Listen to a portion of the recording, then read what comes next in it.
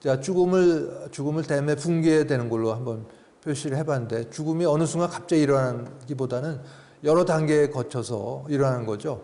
마치 댐이 무너지기 전에 여러 곳에 이렇게 균열이 가는 것과 마찬가지 상황이라 할 수가 있습니다. 죽음을 앞둔 사람이 소변 배출량이 줄고 호흡이 변화, 가래 끓는 소리, 또 푸른빛 반점이 나타나고 떨리고 발작, 또 정신 착란 이런 증상도 일어나면서 반혼수에 빠졌다가 결국 죽음에 이르게 되죠. 자, 우리의 몸을 육체를 자동차로 비유해 볼 수 있고, 자동차를 움직이는 우리 자신을 이렇게 비유해 보면은 운전자가 바로 영혼불멸의 자라고 할 수가 있겠고, 자동차가 바로 우리 육체라고 할 수가 있겠습니다.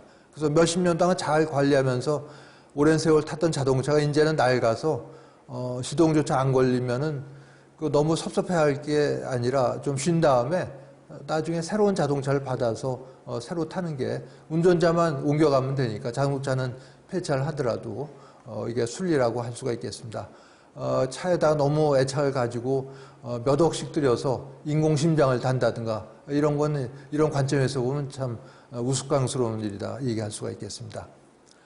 심폐소생술이 사람을 살릴 수 있는 아주 중요한 시술임에도 불구하고 말기암 환자에서 심장이 멎었어 이걸 한다는 것은 마치 트랙을 수십 바퀴 돌아서 쓰러지기 직전의 경주마를 채찍으로 치면은 조금 달려가긴 하겠지만 말의 심정이 이럴 거라고 우리가 어렵지 않게 짐작을 해볼 수가 있습니다. 오히려 편안한 죽음을 방해하는 거다 이렇게 말씀드릴 수가 있는 것이죠. 한 대학병원의 심폐소생술 현황입니다. 한 달에 20건 정도 시행이 되고 심폐소생 시간은 22분에 34분. 회생할 확률이 10명 중에 1명 미만이라는 거죠. 이건 오해하시면 안 되는 게 심폐소생술의 확률이 1명 미만인데 그렇게 이해하시면 안 됩니다. 물론 물에 빠진 사람을 구했다든가 할 경우는 훨씬 더 회생할 확률이 높지만 이런 3차 병원, 대학병원급에서는 워낙 갖고 있는 병이 깊기 때문에 말기암이나 만성질환, 심한 감염 이런 게 워낙 병이 깊었기 때문에 심장이 멎을 경우 이거 하더라도 살아날 가능성이 아주 드물다 이렇게 얘기를 할 수가 있습니다. 2년 전에 발효된 연명의료결정법, 우리가 줄여서 웰다잉법이라고 얘기를 하는데 원래는 상당히 긴 이름입니다. 하스피스 완화의료의 임정 과정에 있는 환자의 연명의료 결정에 관한 법률 이렇게 되어 있는데 이거는 아무 때나 이런 거를 의사를 밝혀놓는 게 아니라 내가 죽음에 가까웠을 때 이런 4가지 시술에 대한 나의 의사를 밝혀놓는 걸 얘기를 하는 거죠. 심폐소생술, 또 인공호흡기 치료, 또 혈액투석, 항암 화학요법 이걸 받겠다 안 받겠다는 자기의 의사를 밝혀놓는 걸 얘기를 합니다. 저도 몇 년 전에 써놨지만 이 법에 맞추기 위해서 제가 근무했던 서울대학병원에 예약을 하고 예약된 시간에 갔습니다. 이건 뭐 따로 비용도 안 들고 그냥 신분증만 가져가시면 됩니다. 한 사례당 30분 정도 예약을 했는데 저는 아는 대학이라서 10분 정도에 끝났는데 부부가 같이 가면 더 좋겠죠. 그만큼 또 다른 사람들이 더 예약을 받을 수 있으니까. 근데 부부의 경우에는 설명 같이 들어도 작성은 서로 떨어져서 하게 합니다. 그 부부 간에도 의견이 달 수가 있죠. 한쪽은 난 끝까지 이걸 받아야겠다. 그럴 경우에는 또 다른 부부의 한쪽이 영향을 줄 수가 있으니까 서로 떨어져서 작성을 하게 합니다.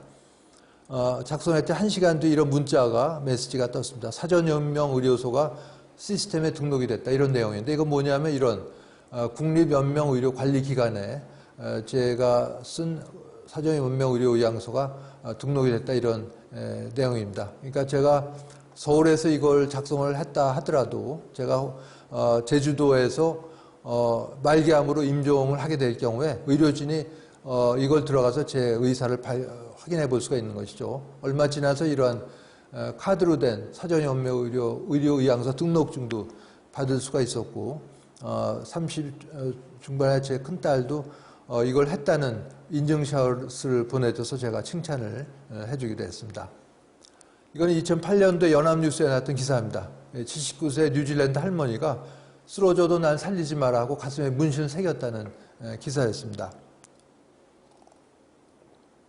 뇌졸중 같은 걸로 쓰러져서 병원에 실려갈 경우에는 아무리 앞에 있는 서류 이런 걸 많이 해놓더라 하더라도 의료진 우선 심폐소생술 이런 건 할 거기 때문에 그걸 하지 말아달라고 가슴에 문신을 새겼다는 기사였습니다. 또 얼굴을 땅에 박고 쓰러졌을 때 대비해서는 구급대원 입으라고 오른쪽 어깨에다가 뒤집어 보라는 문신을 새기는 그 기사였는데 이게 실제 모습입니다. DNR 이런 약자를 써도 될 텐데 약자 못 읽는 구급대원이 혹시 있을까봐 Do not resuscitate라고 이제 소생술 하지 마시오라고 문신을 새긴 거죠. 이게 뒤집어 오라는 문신을 새긴 뉴질랜드 할머니의 모습이 되겠습니다. 그 장례식을 준비한 우리나라 실제 사례입니다. 60대 남자분이 주인공인데 20년 전쯤에 실화입니다. 그 발인 끝나고 조문객들이 화장터까지 가는 버스를 탔는데 20분 정도 되는 거리였다고 합니다. 근데 5분 뒤에 경쾌한 음악이 흘러나왔다는 거죠. 그래서 조문객들은 아마 운전기사가 버튼을 잘못 눌렀나 보다 이렇게 생각했는데 그게 아니고 고인이 앞에 있는 모니터에 나와서 인사를 했다고 합니다. 이렇게 굳은 날씨 와주신 조문객 여러분에게 감사 인사를 한 거죠. 그때가 정확하게 굳은 날씨였다고 하는데 이게 어떻게 알아맞혔을까요? 다 찍어놓은 거죠. 굳은 날씨, 화창한 날씨, 비 오는 날, 눈 오는 날 비디오를 다 찍어놨다가 굳은 날이니까 거기에 맞춰서 비디오를 튼 겁니다. 한 15분 정도에 걸쳐서. 그래서 자기의 출생, 이남이녀의 몇 번째로 태어나서 어떻게 살아왔고 살아오면서 인상 깊었던 경험, 또 주위 사람에게 받은 좋은 영향과 도와준 분에 대한 감사 인사를 하면서 자기는 비록 먼저 가지만 하고 작별 인사를 끝냈다고 합니다. 그래서 이게 방영되고 나서는 밝아진 분위기 내에서 나머지 절차들을 치를 수 있었다. 참석했던 분으로부터 제가 우리나라 사례를 전해드릴 수가 있었습니다.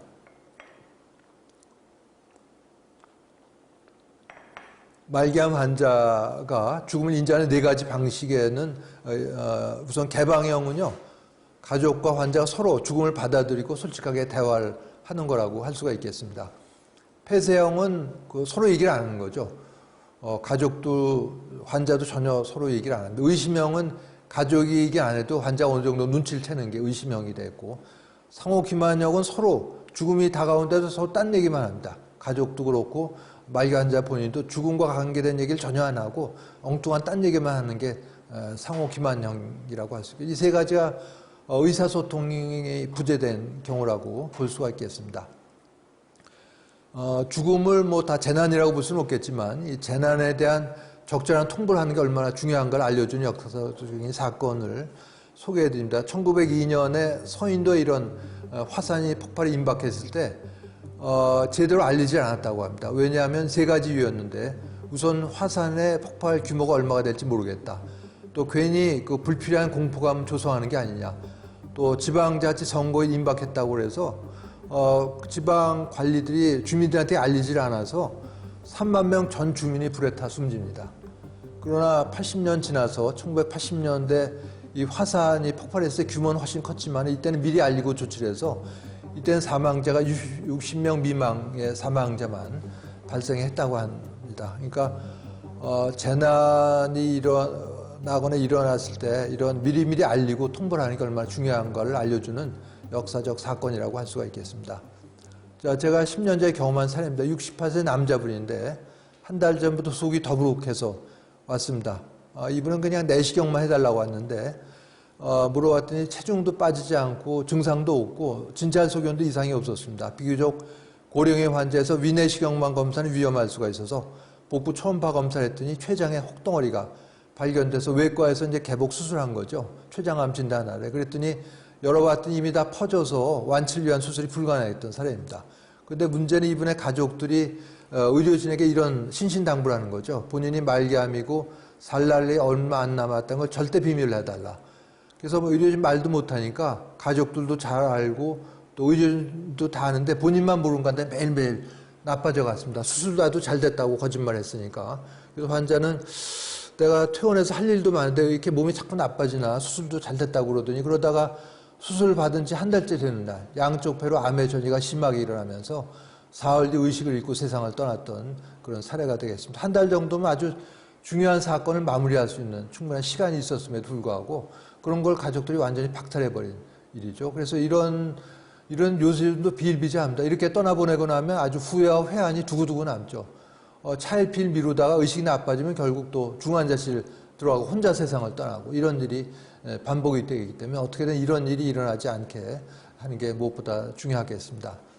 근데 사실은 알리는 게 굉장히 쉬운 일이 아닙니다. 말기암 환자 본인에게 말기암이가 얼마 안 남았다는 걸 알리는 건 마치 고양이 목에 방울 달기로 결정을 했어도 누가 달 건가 서로 미루는 것하고 비슷한 상황에 비유해 볼 수가 있겠습니다.